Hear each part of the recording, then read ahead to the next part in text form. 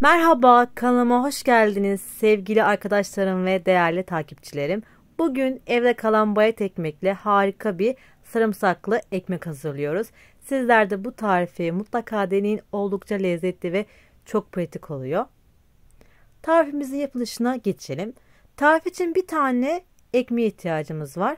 Benim kullanmış olduğum ekmek orta bayatlıkta arkadaşlar.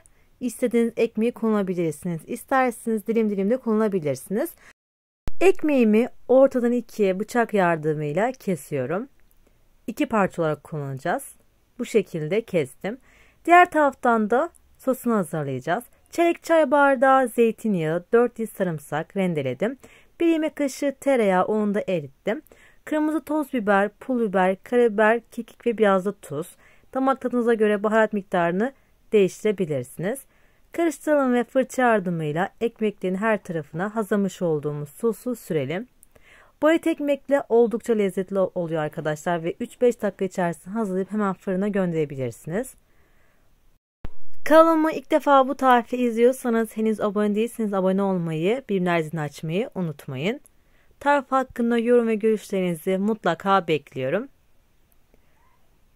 Daha sonra üzerine rendelenmiş kaşar peyniri yerleştireceğim. İsterseniz beyaz peynir de kullanabilirsiniz. Her tarafına gelecek şekilde kaşar peynirini de üzerine serpiştiriyorum.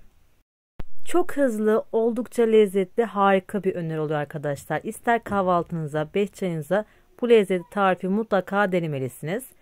Daha sonra üzerine biraz pul biber ve kekik serpiştiriyorum. Çok yakışıyor arkadaşlar. Ve biraz da maydanoz. Daha sonra da önceden ısıtmış olduğum 200 derecelik fırının orta tarafında ortalama 5 dakika kaşar eriyene kadar pişirelim. Ve fırından çıktı, çok lezzetli gözüküyor arkadaşlar. Sıcak sıcak mutlaka servis yapmalısınız.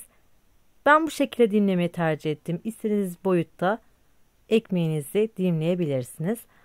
Beni hangi ülke ve şehirden izliyorsanız onu da yorumlar kısmında belirtirseniz çok mutlu olurum. Sizleri çok merak ediyorum arkadaşlar.